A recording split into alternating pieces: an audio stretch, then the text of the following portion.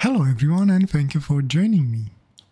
About a year ago, maybe a little bit longer, Amazon, for whatever reasons, was heavily recommending me the Wordsworth Black fountain pens to the point where I actually end up getting one together with one of their inks in the hope that I will get rid of the ads. No actual model number was attached to this specific fountain pen, so I don't know exactly what trim might be. Oh, and the ads did not stop. Recently, however, they finally did stop, and I remembered, hey, I have one. Might as well try and finally have a look at it, and get it out of my plate. The pen looks actually pretty interesting and seems to be put together quite well. I'm not sure if the price is worth it or not, but I have seen a very similar fountain pen on AliExpress coming from Iraurita, I believe the brand was, or at least that is how that one was branded. No actual differences that I can see, with the exception of the nib. I actually like the look of the nib on the Wordsworth Black version a little bit more. It seems to be a little longer and somehow more elegant. The one on AliExpress seems to have a bower nib on it. With that said though, not sure if the price is really that worth it for the Wordsworth Black. The Iraurita, it's around 3 to 5 Canadian dollars for shipping. The Wordsworth Black was almost 30 Canadian dollars from Amazon when I got it. Anyway, the fountain pen, it's actually not that bad. All metal construction with a very solid, springy and very usable clip, and it comes with a converter included. The cap is pull-push type, and it clicks into place with a very nice and satisfying click. It also posts quite well, not very deep but definitely secure. However, it does make the fountain pen a little bit top heavy, to the point where I personally will always be using it unposted. The only two possible annoying things that I find on the fountain pen: the lip on the barrel, it's a little bit on the sharp side, sharp enough to shave my nail on it, and the section tapers down quite a lot, to the point that you might find it maybe too thin. I think I can work my way around the annoyances, but it's something that you should keep in mind in case you are interested in this specific model. For today's ink, I am actually using the ink that was advertised with this fountain pen, Wordsworth Black Racing Green. I have no idea how this ink is and how it will behave. I kind of forgot about it, but remember about it as soon as I remembered about the fountain pen. No issues during the fill-up, with the exception of an ink drop or two on my fingers. The fountain pen worked out okay as well. It did skip a little bit here and there, but after I was done writing with it, I did a nib floss on it and the ink flow started to work even better. No real complaints in the end. I definitely like the nib. It feels a little bit feedbacky, not scratchy, feedbacky. You feel it's in contact with the page, but for me actually it's a one-tenth feature, so I do like that. It's not glass smooth, or smoother than glass, I guess. I definitely do not like this thing posted though. I started with it posted and only managed to go through the first sentence before taking away the cap. Much better balanced on cap in my opinion. As for the ink, it feels a little bit light but bright in color. I wasn't sure at the moment of writing how well it was gonna work for the drawing bit, but I was committed to it, so I pushed on.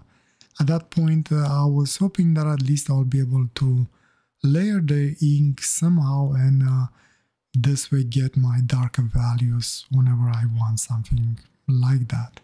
Turned out to be okay, I think. I'll let you decide during the drawing portion. So overall, not bad for a start, I would say. Not an amazing experience, but it's not that bad either. I definitely had worse fountain pens and this one it's not bad. For today's drawing, I decided to use one of my pictures as a source of inspiration. This picture was taken with a Zenith 12 SD film camera that was originally built in Ukraine for, well, back then USSR. Great chunky camera, not little, but definitely chunky, that I do enjoy, even though lately every time I touch it I feel a little bit empty inside for whatever reasons. Speaking of pictures, next year at the beginning of January I might take 2 weeks break and focus more on doing some photos. It's been a while now and I miss it a lot, so I might dedicate those 2 weeks for photos only. Not sure how the format is going to be, but I hope it'll be okay. I apologize ahead of time if that is not something that you are going to enjoy, but photography is part of my life and it's hard to deny it or hide it away the more I make videos here on YouTube. I might also plan to basically offset that by having 2 drawing sessions that I'll post them on Sunday for those specific weeks. Anyway, going back to the drawing, I decided to use this image because of the green ink that I'm using today.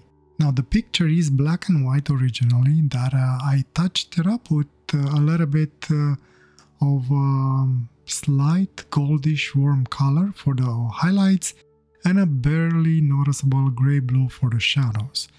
Basically still a cold image, but with a glint of warm and hope attached to it. Just like fall, the season that it's soon to be done over here, and the season when I took this picture about 2 years ago. What this has to do with green color, you might ask? Well, my wife says she loves my pictures, but she really wants to see more color in them. I tend to do most of my film photography in black and white. So this is me adding some color in our life by making at least the drawing a little bit more colorful. A feature of the photo that I wanted to capture, but I honestly did not know how to go about it, so I left it out, was the starry effect on the autofocus highlights. Basically, I used the Industar 61LZ 50mm lens. And for those that might not know about it, this lens, it's, well, another Russian lens, that I think it was built in Ukraine as well originally. But the special thing about this lens is that when you step it down a little bit, it will create a star effect on all the highlights that are out of focus. I'll post the image again here in case you missed that in the first time. See if you can spot them. Maybe I should make like a contest in the future on this one.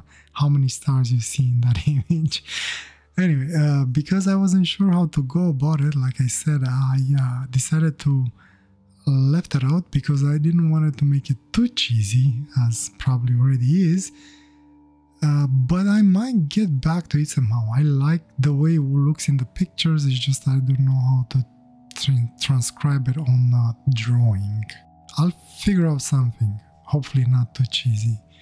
I do have other photos that I made with this lens and that I plan to make with this lens, and maybe eventually I figure out a way to do it nicely. The real surprise for today was the ink though. Turned out to be quite a pleasant ink to work with. I managed to layer it quite nice and get almost all the shades that I needed out of it. Not bad, I am pleasantly impressed by it. I guess I have to admit that China can make some really good inks. I don't think I can name one ink that I got and used and was made in China that I hated or disliked in any way. But then again, I also have to admit that I'm not very finicky when it comes to inks. As for the fountain pen, overall, I did not dislike it. It was just a tool in my hand and it did its job without distracting me at all, and I had no kind of fatigue after using it.